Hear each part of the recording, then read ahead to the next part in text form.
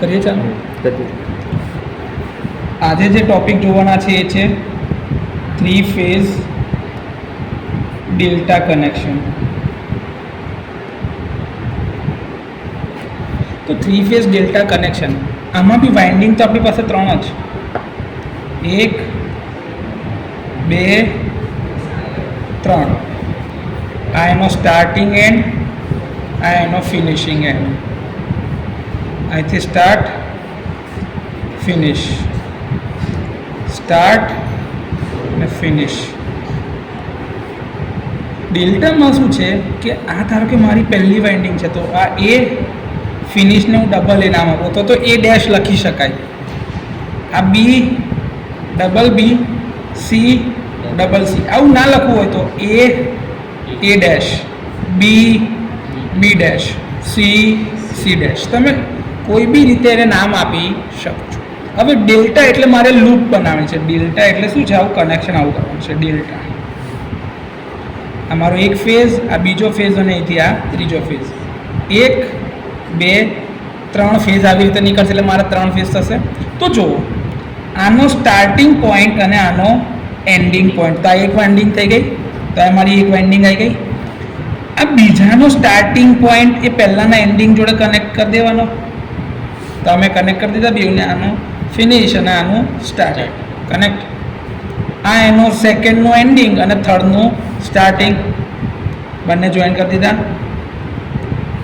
અને આ જ થર્ડનું એન્ડિંગ ને ફર્સ્ટનું સ્ટાર્ટિંગ થઈ ગયા. દરેકના સ્ટાર્ટિંગ પોઈન્ટમાંથી છેડો બહાર કાઢ લો. તો આ મારો એક ફેઝ નીકળ્યો, એ બી સી. અમારા 3 ફેઝ આવી રીતે નીકળે કે નહીં? આવા એ વસ્તુ જો આમાં કોઈ કોમન પોઈન્ટ બનતું નથી, એટલે નો કોમન પોઈન્ટ, એટલે ન્યુટ્રલ પોઈન્ટ બને નહીં. કોમન પોઈન્ટ એટલે ન્યુટ્રલ, તો નો ન્યુટ્રલ વાયર. એટલે કે આ સિસ્ટમ કેવી હશે? 3 ફેઝ 3 વાયર સિસ્ટમ. શું કહેવાય? 3 ફેઝ 3 વાયર સિસ્ટમ. 1 નું સ્ટાર્ટ, 1 નું ફિનિશ, 2 નું સ્ટાર્ટ, 2 નું ફિનિશ, 3 નું સ્ટાર્ટ, 3 નું ફિનિશ. કનેક્શન કેવી રીતે? 1 નું ફિનિશ, 2 નું સ્ટાર્ટ, 2 નું ફિનિશ, 3 નું સ્ટાર્ટ, 3 નું ફિનિશ, 1 નું સ્ટાર્ટ. છેડા આ રીતે કનેક્ટ કરવાના છે. આ છેડા કનેક્ટ કરવાના છે. Yes or no? સિમ્પલ ટાઈપના કનેક્શન હોય છે, કંઈ બહુ ઓછા નથી. વાઇન્ડિંગની રીતે બતાવતો, અમારું એક ફેઝની વાઇન્ડિંગ, આ એનો સ્ટાર્ટિંગ, આ એનો એન્ડિંગ. આ બીજા ફેઝનું વાઇન્ડિંગ, આ એનું સ્ટાર્ટિંગ, આ એનું એન્ડિંગ. એવી જ રીતે આ ત્રીજા ફેઝનું સ્ટાર્ટિંગ ને એન્ડિંગ. તો આ શું છે? Start finish. કોનું છે? તો કે ભાઈ પહેલાંનું. એવી જ રીતે આ સ્ટાર્ટ કોનું છે? બીજાનું. ફિનિશ કોનું છે? બીજાનું. સ્ટાર્ટ કોનું છે? ત્રીજાનું. ફિનિશ કોનું છે? ત્રીજાનું. તો અહીંથી આ સ્ટાર્ટિંગમાંથી 1 2 અને આ બીજાના સ્ટાર્ટિંગમાંથી 3. તો તમારા આ 3 ફેઝ નીકળ્યા, આર વાય અને બી. સમજવા માટે સમજી લો, એટલે તમારા 3 ફેઝ સિસ્ટમ નીકળ્યા. અને કેટલા વાયર બહાર નીકળ્યા? 1 2 ને 3. તો સિસ્ટમ કેટલી? 3 ફેઝ 3 વાયર સિસ્ટમ. આમાં કોઈ ડાઉટ અત્યાર સુધી? ઓકે સર, આની અંદરમાં વોલ્ટેજ એન્ડ કરંટ રિલેશનશિપ સમજવી હોય તો કેવી રીતે સમજાય? હવે વોલ્ટેજ અને કરંટની રિલેશનશિપ એટલે તો કે ભાઈ વોલ્ટેજ બી 2 હોય આપણી પાસે. એક હોય ફેઝ વોલ્ટેજ, બીજા હોય લાઇન વોલ્ટેજ. કરંટ બી આપણી પાસે 2 હોય, એક હોય ફેઝ કરંટ, બીજો હોય લાઇન કરંટ. ફેઝ એટલે કોની સાપેક્ષે આવતા હતા પેલા સ્ટારમાં? તો કે ભાઈ ન્યુટ્રલની સાપેક્ષે. પણ આમાં ન્યુટ્રલ પોઈન્ટ જ હોતા નથી. કેમ? કયું કનેક્શન છે? Delta connection. So neutral point જ ના હોય તો આમાં ફેઝ ક્વોન્ટિટી અને લાઇન ક્વોન્ટિટી કેવી રીતે શોધીશું આપણે? જો આપણું જે આ કનેક્શન છે, ધારો કે હું આ બતાવું છું તમને ફરીથી એકવાર દોરી. વારે ઘડી દોરવામાં મને કંટાળો નહીં આવે, તમે બી પરીક્ષામાં દોરતા કંટાળતા નહીં. ઓકે, આ મારો ફેઝ 1, આ મારો ફેઝ 2, આ મારો ફેઝ 3. તો એ જ જગ્યાએ આને મારાથી એવું કહેવાય કે આ જ લાઈન 1 છે, એક જ લાઈન છે ને. જો ને ભાઈ, અહીંયા આગળથી R1 R2, Y1 Y2, B1 B2. તો R અને B ફેઝના જ કોમનને આપણે છેડા કરી દીધા છે. તો ફેઝ ટુ ફેઝ વોલ્ટેજ બી આ જ કહેવાય, R થી B ના વોલ્ટેજ. તો આને લાઈન વોલ્ટેજ કહેવાય કે ના કહેવાય? R થી Y ના વોલ્ટેજ જ આને કહેવાય. R અને Y બે ફેઝ અલગ અલગ છે, તો આને લાઈન વોલ્ટેજ કહેવાય કે ના કહેવાય? Y અને B વચ્ચેના વોલ્ટેજ એટલે બે અલગ અલગ લાઈન વચ્ચે છે, એટલે બે ફેઝ વચ્ચેના વોલ્ટેજ, તો આને શું કહેવાય? Line voltage. અચ્છા સર, એટલે આમાં ફેઝ વોલ્ટેજ અને લાઈન વોલ્ટેજ બધા એક જ જગ્યાએથી મળશે. તો ડેલ્ટા કનેક્શન માટે E line is equals two E phase.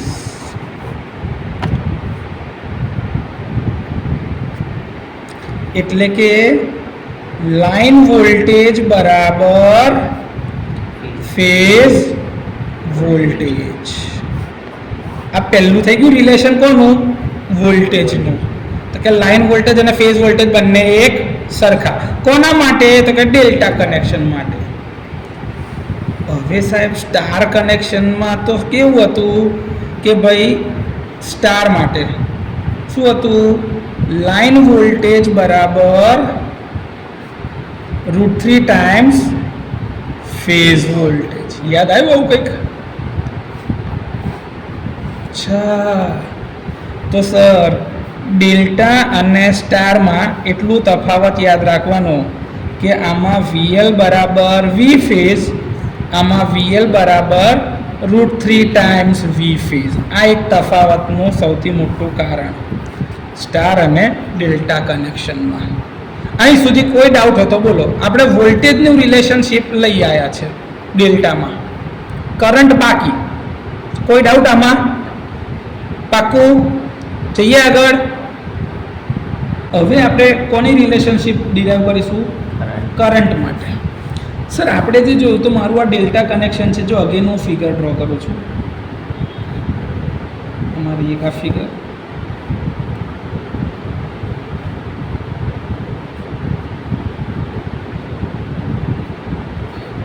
એક, બે, ત્રણ. અહીંયા કોણ હતું? R1 R2, Y1 Y2, B1 B2. Okay, એટલે આની અંદરમાં મારા કયા વોલ્ટેજ આવતા હતા? ERB. RB થયા,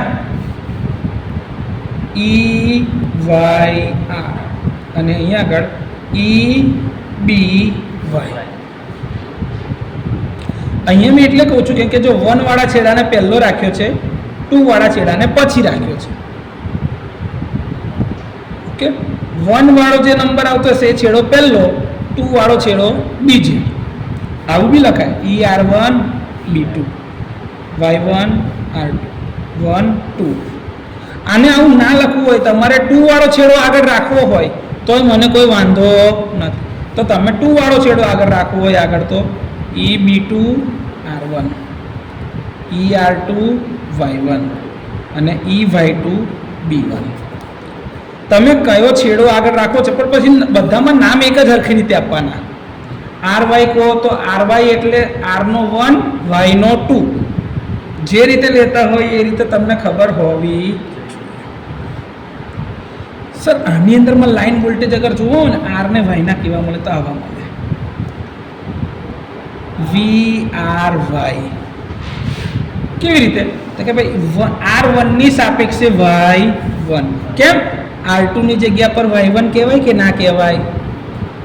R2 બરાબર Y1 કહેવાય કે ના કહેવાય? બસ આ એ જ છે.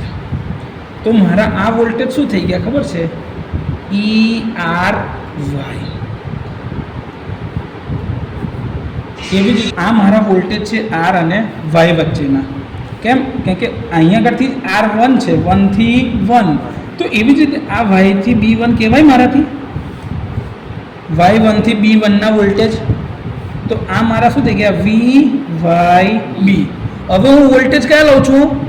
ફેઝ ટુ ફેઝ વાળા, એટલે લાઇન વેલ્યુ ઓફ વોલ્ટેજીસ.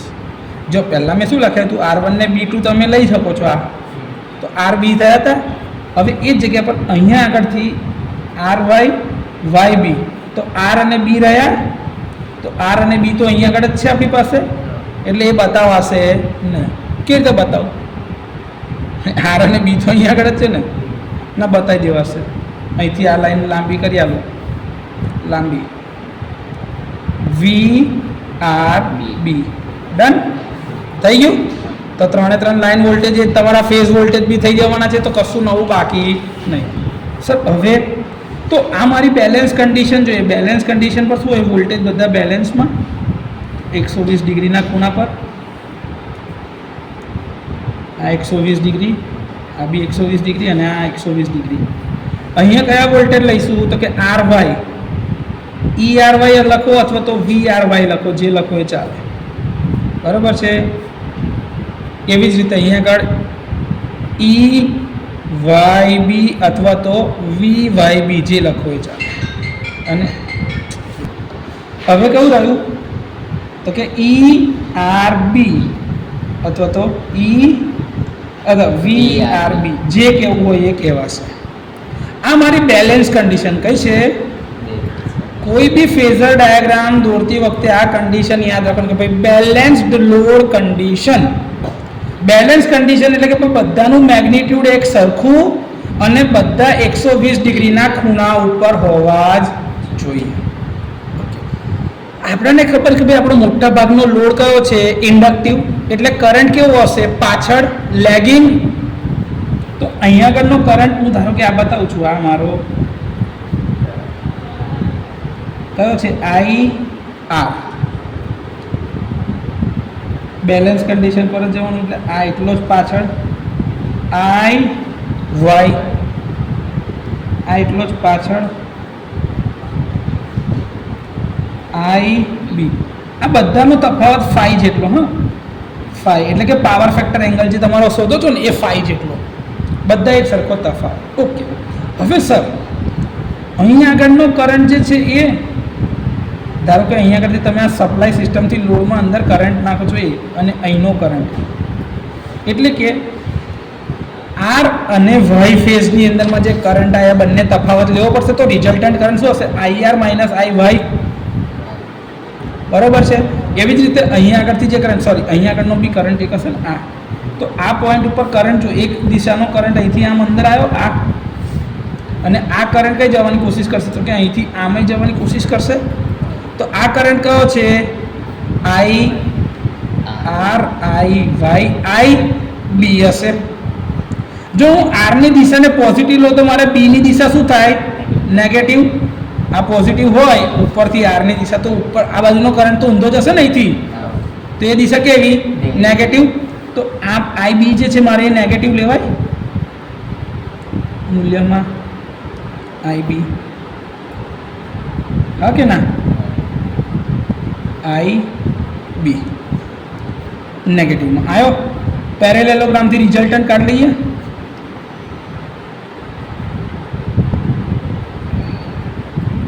આ મારું શું પડી ગયું? IRB.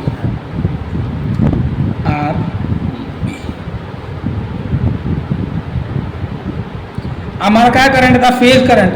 IR, Y ને B. એના પરથી મેં કયો કરંટ શોધ્યો? Line current. કયો શોધ્યો? Line current. IRB. આખો ખૂણો જે હતો બે વચ્ચેનો 120 ડિગ્રી થાય. તો આ ખૂણો કેટલાનો થઈ ગયો? 60 ડિગ્રીનો. અડધો કરો તો કેટલાનો થઈ ગયો? 30 ડિગ્રી. 30 ડિગ્રીનો થઈ ગયો. ઓકે. હવે આ જ ફેઝર ડાયાગ્રામને અહીંયાથી છૂટો પાડું છું.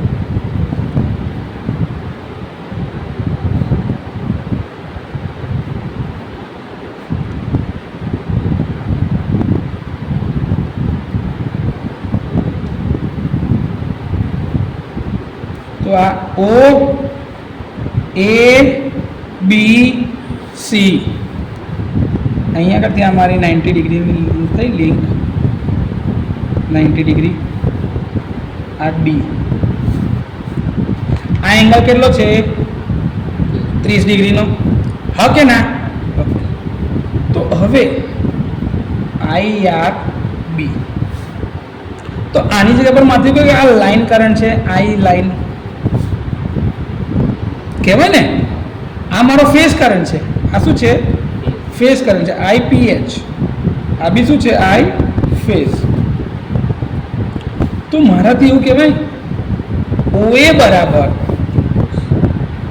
2 ટાઈમ્સ ઓડી ઓડી વત્તા ડીએ ઓડી વત્તા ડીએ અને ઓડી બરાબર ડીએ બે હરખારખા છે ને મધ્ય બિંદુ પર હોય તો થઈ ગયું ઓડી ઓડી સામે સાઇન પાસે કોસ કર્ણ કોણ તો કે ઓબી તો કે ઓડી બાય ઓબી બરાબર કોસ 30 કહેવાય પાસેની બાજુ ઓડી કર્ણ કોણ ઓબી કોસ 30 હા કે ના તો ઓડી બરાબર ઓબી કોસ 30 કહેવાય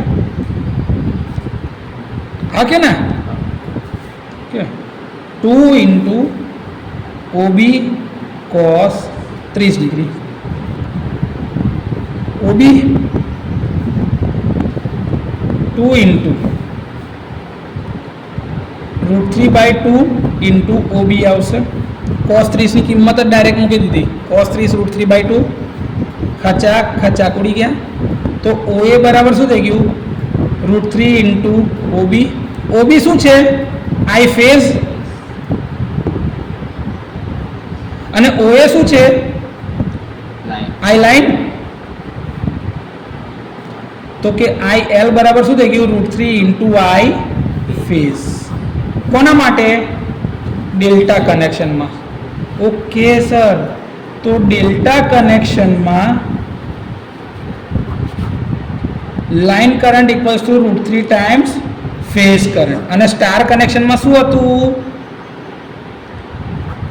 આઈ line is equals to I phase થઈ ગયું ક્લિયર બે વચ્ચેની તફાવત બી કહી દીધો જો ડેલ્ટામાં વોલ્ટેજ સરખા સ્ટારમાં કરંટ સરખા ડેલ્ટામાં કરંટ √3 ગણો વોલ્ટેજ સ્ટારમાં √3 ગણો લાઈન વોલ્ટેજ વધારે એટલે કે લાઈનની વેલ્યુ ફેઝ કરતાં હંમેશા વધારે ક્લિયર તો આના પરથી બીજું એક ઓબ્ઝર્વેશન એવું લખાય કે line values greater than or equals to phase values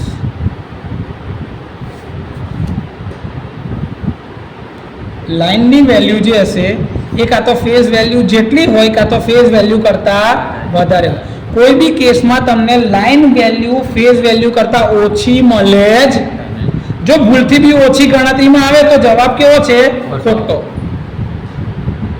ચકાસવા માટેનો એક સાદું કે ભાઈ આવું જોઈ લેવું કે લાઈનની વેલ્યુ કોઈ દર ફેઝ વેલ્યુ કરતાં ઓછી ના આવી જોઈએ એના જેટલી આવે તો ચાલે પણ એના કરતાં ઓછી આવે ક્લિયર ચલો સર ડેલ્ટાનો પાવર કેટલો તો કે પાવર બરાબર પી 3 વીપી આઈપી કોસ 5 કહેવાય ચલો 3 વીપી તો ડેલ્ટાની અંદરમાં વોલ્ટેજ કેટલા તો કે વીએલ ને વીપી હરખા તો 3 વીએલ આઈપી કરંટ આઈપી બરાબર IL by √3 IL by √3 into cos 5 તો આ જવાબ શું હશે √3 વીએલ આઈએલ કોસ 5 એટલે પાવર √3 વીએલ આઈએલ કોસ 5 કહો તો બી ચાલશે 3 વીપી આઈપી કોસ 5 કહો તો બી ચાલશે ઓકે સર તો સ્ટાર કનેક્શન હોય કે ડેલ્ટા કનેક્શન હોય પીની વેલ્યુ એક સરખી √3 વીએલ આઈએલ કોસ 5 ઇક્વેશન બદલાય બંને કેસમાં પાવરનું ઇક્વેશન સેમ ટુ સેમ રહેવાનું છે તમારી ચોપડીમાં તમારે જોવું હોય તો જોયું છે. લાઇન વેલ્યુ બરાબર √3 ઇન્ટુ ફેઝ વેલ્યુ કરંટમાં 3 ફેઝમાં દોરીને બતાવી દીધું છે સિમ્પલ. પછી આ ફેઝર ડાયાગ્રામ દોર્યો છે. IR માઇનસ IB છે, આપણે એવું દોરેલું ને IRB છે, minus IB, IR minus IB એવું જોયેલા. કઈ વસ્તુ નવી છે નહીં, આ તો ના જ આવડે હવે. જો પાવર પીનું ઇક્વેશન બી છે √3 VL IL cos phi છે, એ જ ઇક્વેશન. યુનિટ કયો તો કે ભાઈ વોટ, ક્યુનો એ યુનિટ શું થશે √3 VL IL sin phi અને apparent power S √3 VL IL. Clear? કશું અલગ છે નહીં, એનું એ જ પૂછાય બધું જ, કંઈ અલગ હોય ના. ચલો ભાઈ તમારો દાખલો છે, એક્ઝામ્પલ 1 4.5 જે તમારા ચેપ્ટરમાં છે. ડેલ્ટા કનેક્ટેડ લોડ શું છે? ડેલ્ટા કનેક્ટેડ લોડ V બરાબર 440 વોલ્ટ, F બરાબર છે 50 હર્ટ્ઝ, 3 ફેઝ સપ્લાય સાથે જોડેલું છે. હવે આ 440 એટલે કયા વોલ્ટેજ?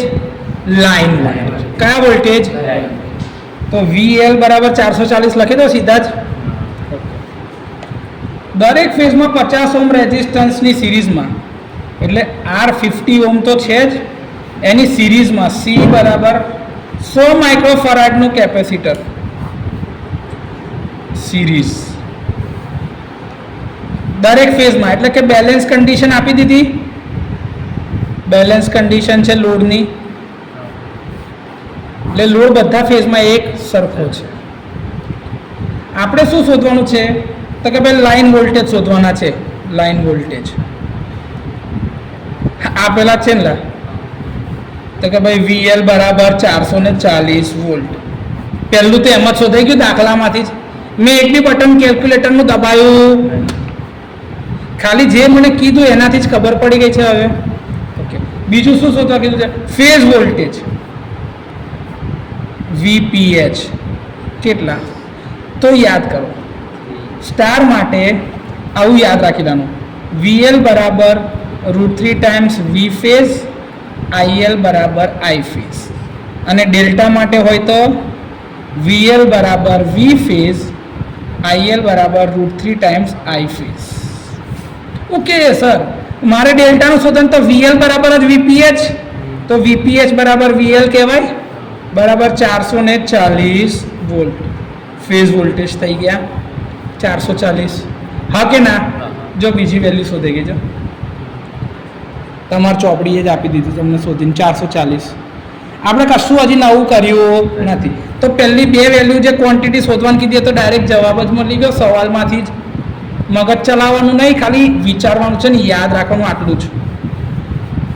દાખલાની અંદરમાં 2 માર્ક આવી ગયા. ચલો પછી શું પૂછ્યું છે? Phase current. હવે મારે કરંટ શોધવાનું છે. કરંટ એટલે શું થાય? V/Z. મારે ઇમ્પિડન્સ શોધવો પડશે. ઇમ્પિડન્સ માટે મારી પાસે એક તો C છે, તો પહેલા XC શોધવાનો છે. XC બરાબર શું થાય? 1/2πfc. 1/2π. ફ્રીક્વન્સી કેટલી છે? 50. અને C ની વેલ્યુ છે 100 × 10⁻⁻⁰ માઇક્રો 6. સરસ. તો ઉપર 10⁶ છેદમાં 50 દુની 100 × 100 એટલે 10⁴ × π. થયું કે નહીં? તો ઉપર શું થઈ ગયું? 100/π એટલે 100/3.14. જો 100/3.14 જવાબ આવી ગયો 31.8471 XC. યુનિટ કયો લખવાનો? ઓમ. કયો લખવાનો? 31.8 ઓમ આવી ગયો. કેલ્ક્યુલેટરમાં બને એટલા ઓછા બટન દાબવાની કોશિશ કરવાની, સમય બરબાદ કરવાનો જ. ચલો XC શોધી ગયો. હવે શું શોધવું છે? Z. Z બરાબર શું થાય? √R² + XC². આર એટલે 50, 50 નો સ્ક્વેર વત્તા એક્સી એટલે 31.8471 નો સ્ક્વેર, એનો સ્ક્વેર પ્લસ 50 નો square under root of answer 59.2810 ohm. આ શું આવી ગયો મારો ઝેડ પર ફેઝ વેલ્યુ. આ કેટલી છે? પર ફેઝ વેલ્યુ. હંમેશા યાદ રાખવાની. જો મેં તમને ત્યારે બી દાખલા વખતે કીધેલું હતું કે તમને જ્યારે કહે છે બેલેન્સ કન્ડિશનમાં લોડ લગાડ્યો છે તો એ પર ફેઝમાં જ આપે, એટલે ZPH જ લખાય. થઈ ગયું. હવે મારે કયો કરંટ શોધવાનો છે? ફેઝનો કરંટ. ફેઝનો કરંટ ત્રીજા નંબર પર શું શોધશે? IPH. IPH બરાબર શું થાય? તો કે ભાઈ VPH અપોન ZPH. VPH કેટલા છે? તો કે ભાઈ 440 વોલ્ટ છે. 440 લખી દઉં. 440 છેદમાં Z ની વેલ્યુ કેટલી છે? 59.2810. 440 ભાગ્યા 59.2810, 7.4222. હોય હોય 7.4222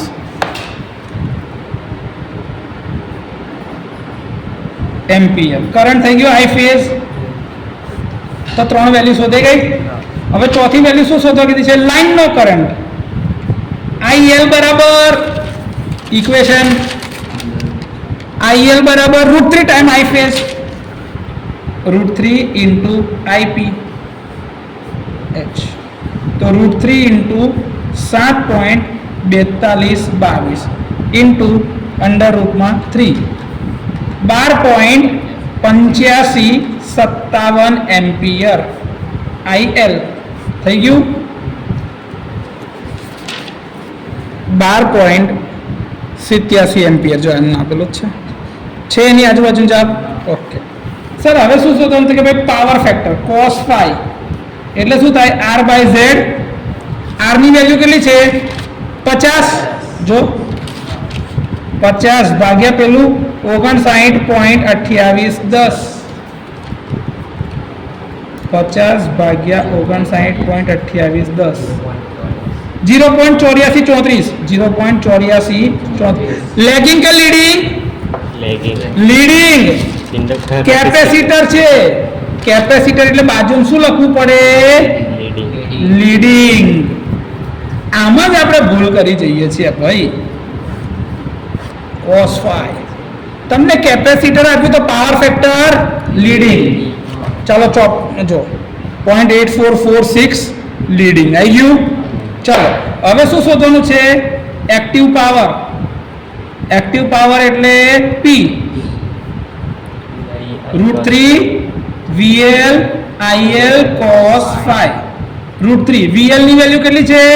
440. IL ની વેલ્યુ 12.8557 અને cos phi 0.8434 into 12.8557 into 440 into √3 8263.4901 vote.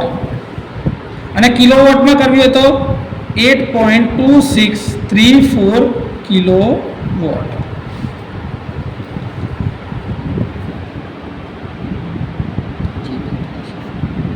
Tension લેવાનું નહીં. થઈ ગયો જવાબ તમારો. હવે શું શોધવાનું છે? Reactive power Q √3 VL IL sin phi. હવે sin phi તો શોધેલો નહીં, કઈ વાંધો નહીં. √3 VL IL જો હું એક નવી રીત શીખવું. sin cos ઇન્વર્સ અને phi ની વેલ્યુ કેટલી હતી? 0.8434. તો phi મળી જાય ને. આ cos ઇન્વર્સ ને અહીં નાખી દઉં તો phi મળી ગયો. phi ની જગ્યા પર ડાયરેક્ટ આખી કિંમત મૂકી દીધી. cos inverse 0.8434. ના ચાલે? ચાલે ને. જો ગણતરી બી કેવી રીતે કરી છે બટન દાબીને બી શીખવાડું. √3 VL ની જગ્યાએ 440, IL ની જગ્યા પર 12.8557 સાઇન કોસ ઇનવર્સ 0.8434. જો હવે બટન દાબું છું. √3 into 440 into 12.8557 sine in the bracket shift cos inverse 0.8434. આવી ગયો જવાબ 5263.9857 કે VAR વોલ્ટ એમ્પિયરમાં રિએક્ટિવ. તો આને જ કહેવાય 5.26 kVAR. આ તમારી ક્યુની વેલ્યુ આવી રિએક્ટિવ. તમને સર અમને પેલું જ આવડે છે તો લેજો. cos phi બરાબર 0.8434 હતા તો phi બરાબર શું થાય cos ઇનવર્સ 0.8434. તો શિફ્ટ cos 0.8434 તો કેટલા ડિગ્રી મળ્યા તો કે ભાઈ phi બરાબર 32.49 90 ડિગ્રી અને એનો સાઇન phi શોધવો હોય તો સાઇન આન્સર 0.5372 થયું. આ હવે એના પરથી ક્યુ શોધીએ √3 VL IL sin phi. તો ડાયરેક્ટ √3 VL ની જગ્યાએ 440 IL ની જગ્યા પર 12.8557 અને sin phi ની જગ્યા પર 0.5372. જવાબ એક જ આવશે ભાઈ ઇન્ટુ 12.8557 ઇન્ટુ 440 ઇન્ટુ √3 આવી ગયો 5263.9857 VAR. જવાબ બદલાય જ ના. મેં તમને એક નવી રીત શીખવાડી કે શું કામ સાઇન phi શોધવા જવાનું, ડાયરેક્ટ જ કોસ ઇનવર્સ કરીને ડાયરેક્ટ એક જ વારમાં શોધતું જવાનું. હવે શોધવાનું છે એપરન્ટ પાવર. શું શોધવાનું છે? Apparent power. S બરાબર શું ખબર છે? √3 VL ઇન્ટુ IL. √3 VL ની જગ્યાએ 440 અને IL ની જગ્યાએ 12.8557. √3 ઇન્ટુ 440 ઇન્ટુ 12.8557 થઈ ગયું 97.3592 VA વોલ્ટ એમ્પિયર અને કિલોવોટનું કહે તો 9.7973 kVA.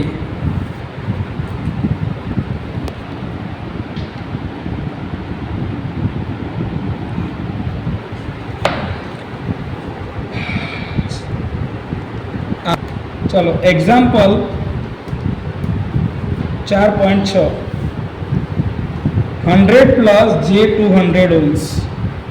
तो आ तमने इम्पीडन्स Z आपी दीधो छे एटले एमां R केटलो हशे? R ની વેલ્યુ છે 100 ohms અને X ની વેલ્યુ છે 200 ohms. થઈ ગયું આ તમારું? ઓકે. એવા ઇમ્પીડન્સ લોડને ડેલ્ટામાં જોડીને V બરાબર 250 વોલ્ટ 3 ફેઝ સપ્લાય આપેલો છે. એમાં IL શોધવાનો છે અને P શોધવાનો છે. કંઈ વાંધો નહીં, શોધી નાખીએ હમણાં જ. ચલો, આ તમારા પર ફેઝમાં ઇમ્પિડન્સની વેલ્યુ ZP શું થાય? અંડરરૂટમાં 100નો સ્ક્વેર પ્લસ 200નો સ્ક્વેર. 100નો સ્ક્વેર પ્લસ 200નો સ્ક્વેર બરાબર 50,000. अंडर रूट ऑफ आंसर बराबर 223.6067 ओम. आ तमारो ZP मळी गयो. થઈ ગયું? ઓકે. VL બરાબર V ફેઝ બરાબર 250 વોલ્ટ ફિક્સ.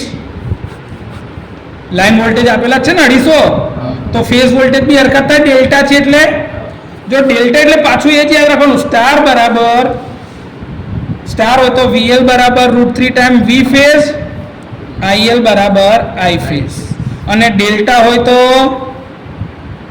VL બરાબર V ફેઝ, IL બરાબર √3 ટાઈમ્સ I ફેઝ. હું 1000 વાર લખ્યા કરીશ આ વસ્તુ. હું જ્યારે બી દાખલા ગણવા બેસું ને એટલે સૌથી પહેલાં ઉપર આટલું લખી દઉં. આ વસ્તુ બે પહેલાં લખી દેવાની એટલે દાખલો ગણવામાં ભૂલ પડે જ. બીજું એવું લખી રાખવાનું કે જે બી વેલ્યુ આપી હશે એ કઈ આપેલી હશે? Line voltage. Unless and until એવું કે ના કે ભાઈ ફેઝ વોલ્ટેજ આટલા છે, એવું ના કે તો એ લગીને આપણે કયા વોલ્ટેજ સમજવાના? ઇમ્પિડન્સ જેટલો બી હોય બધો કેવો કહેવાનો? પર ફેઝ. ઇમ્પિડન્સની વેલ્યુ કેવી કહેવાની? પર ફેઝ. ફેઝ સિવાયની વાત કરવાની જ નહીં. ક્લિયર?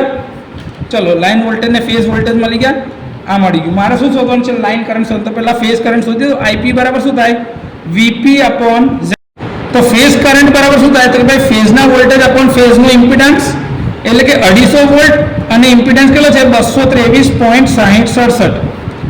તો 250 divide by 223.6067 1.1180 ampere.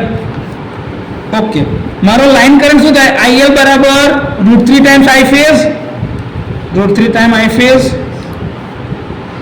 Into √3 1.9364 ampere line current. Line current મળી ગયો મારો 1.9364 એમ્પિયર, એટલે કે 1.94 એમ્પિયરની આજુબાજુ. ડન. હા, હવે શું શોધવાનું કીધું છે? લાઇન કરંટ મળી ગયો. પાવર, પાવર P બરાબર શું થાય? √3 VL IL cos phi. એટલે cos phi તો શોધ્યો નહીં, શોધો. ચલો, cos phi બરાબર શું થાય? RP અપોન ZP, એટલે કે R બાય Z. R ની વેલ્યુ કેટલી છે? 100. Z ની વેલ્યુ 223.6067. 100 ભાગ્યા 223.6067. જવાબ આવ્યો 230 કરવાનો. 100 ડિવાઇડ બાય 223.6067. 0.4472 cos phi. કઈ ના કીધું હોય તો સમજવાનું કે લેગિંગ જ છે. શું છે? લેગિંગ જ છે. જો કઈ ના કીધું, હા, લેગિંગ બાય ડિફોલ્ટ. કેમ કે જનરલ કેસની અંદરમાં તમારા જેટલા બી લોડ હશે ઇન્ડક્ટિવ પ્રકારના જ હોય, તો પાવર ફેક્ટર કયો લખી દીધો? લેગિંગ. કેપેસિટી હશે તો કહેશે. ચલો, હવે કિંમતો મૂકી દે. √3 VL કેટલા? 250, IL 1.9364 અને cos phi 0.4472 થઈ ગયું. ઇન્ટુ 1.9364 ઇન્ટુ 250 ઇન્ટુ √3, તો 374.9824 વોટ. એક્ટિવ પાવર P બરાબર 374.9824 વોટ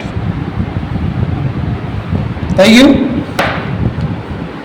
તમે આની જગ્યા પર આવું કરતા ને, P બરાબર 3 IP² RP આવું કરતા ને તો બી જવાબ આવતો 3 IP. ફેઝ કરંટ કેટલો છે? 1.1180 નો સ્ક્વેર ઇન્ટુ RP કેટલા છે? 100. 1.1180 નો સ્ક્વેર ઇન્ટુ 3 ઇન્ટુ 100 છે 374.9772.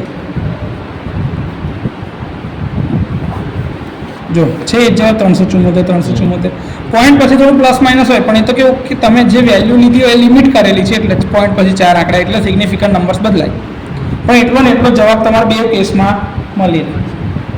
આવડે? કેવું લાગ્યું? છે ઇઝી? ગણે છે બીજો એક દાખલો. એક્ઝામ્પલ 4.9. શું કહે છે? એક ઓલ્ટરનેટરને સ્ટારમાં જોડેલું છે. એટલે ઓલ્ટરનેટર જે છે એ તમારું ઇલેક્ટ્રિકલ મશીન છે. ઓલ્ટરનેટર સ્ટારમાં જોડેલું છે. Source star connection. એના ફેઝ વોલ્ટેજ કેટલા છે? VP બરાબર 250 વોલ્ટ. કયામાં? સ્ટાર માટેના છે. હા, આ ઓલ્ટરનેટરને ડેલ્ટામાં જોડેલ લોડને સપ્લાય આપવામાં આવે છે. લોડ કયું? Delta connected. સપ્લાય સ્ટારનો, લોડ ડેલ્ટાનો. ઓકે. લોડનો ફેઝ ઇમ્પિડન્સ ZP બરાબર કેટલા આપે છે? 30 + j40 ohms. આમાં અન્ડરસ્ટેન્ડિંગ વિચારવાનું છે. સ્ટાર કનેક્શનમાં છે તમારી પાસે VP બરાબર 250 વોલ્ટ. તો મારા VL શું થશે? √3 ટાઈમ્સ VP, એટલે કે √3 ઇન્ટુ 250. તો મારા વોલ્ટેજ કેટલા થઈ ગયા? 3 ઇન્ટુ 250, 433 વોલ્ટ. હવે આ તો ડાયરેક્ટ મારા ડેલ્ટાને જ જોડાવાના છે લાઈન વોલ્ટેજ, તો ડેલ્ટા માટે તો VL બરાબર VPH છે, ડેલ્ટા માટે તો VL બરાબર VPH, તો ત્યાં આગળ તો મારા વોલ્ટેજ 433 જ રહેવાના છે, ડેલ્ટા માટે કોઈ બદલાશે? ઓકે, તો ડેલ્ટા માટે તો VL બરાબર VPH બરાબર 433 વોલ્ટ જ રહેવાના છે. સ્ટાર માટેના વોલ્ટેજ અલગ અલગ થાય 250 ને 433, પણ ડેલ્ટા માટે વોલ્ટેજ બદલાય નહીં. ક્લિયર થઈ ગયું આટલું? ઓકે, મારે તો લોડ માટેનું શોધવાનું છે, લાઈનનો કરંટ શોધવાનો છે અને લોડનો પાવર શોધવાનો છે. ઓકે, હવે મારે શું શોધવાનું છે? લાઈનનો કરંટ, પણ એના માટે મારે પહેલા ફેઝનો કરંટ શોધવો પડશે, હા કે ના? તો IP બરાબર શું થાય? તો કે VP અપોન ZP. ZP તો શોધવો પડશે, કેમ? 30 પ્લસ જે 40 આપ્યો છે, તો આનો જવાબ શું થશે ખબર છે? 50. 30 નો સ્ક્વેર પ્લસ 40 નો સ્ક્વેર એટલે શું આવશે? 50 ઓહ્મ. તો ZP મારો શું આવી ગયો? 50. ક્લિયર? મારો ફેઝનો કરંટ શોધવાનો છે. ફેઝ વોલ્ટેજ કેટલા? 400. લોડને ધ્યાને લઈને જ ગણવાનું છે, હું સોર્સને નહીં જોઉં. ખાવાનું કોણ છે? Current, load. તો મારે લોડ માટે જોવાનું, તો લોડ માટેના ફેઝ વોલ્ટેજ કેટલા છે? 433. કેમ? ડેલ્ટા કનેક્ટેડ છે એટલે. તો મેં ફેઝ વોલ્ટેજ કેટલા લઈશ? 433. જો અહીંયા 250 લખ્યા તો દાખલો તો અહીંયા જ પતી ગયો. કેમ? સોર્સમાં ફેઝ વોલ્ટેજ 250 છે, પણ લોડમાં ફેઝ વોલ્ટેજ 433 ડિવાઇડેડ બાય 50.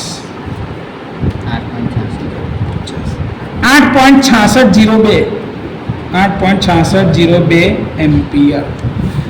મારે જે બી ગણતરી કરવાની એ બધી કોને જોઈને કરવાની છે? લોડ. મારો ફેઝ કરંટ આવી ગયો. મારે શું શોધવાનું છે? લાઈનનો કરંટ શોધવાનો છે.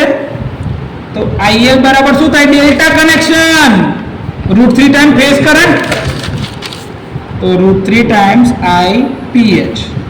√3 ફેઝનો કરંટ કેટલો છે? 8.6602 ઇન્ટુ √3 15 એમ્પિયર આવી ગયો. જોતા જાઓ, તેમાં જ આયા કરશે, ભૂલ કરવાની જ નહીં. હવે શું શોધવાનું? લોડનો પાવર શોધવાનો છે. તો પહેલા શું શોધવું પડશે? જો પાવર P બરાબર શું થાય? √3 VL IL cos phi. મારી પાસે cos phi નહીં, તો cos phi કેવી રીતે શોધાય? RP by ZP. તો 30 ભાગ્યા 50 એટલે 0.6 લાખ. ચાલો, √3 VL કેટલા છે? 433, IL 15 into 0.6 into 433 into √3 67.8019 vote.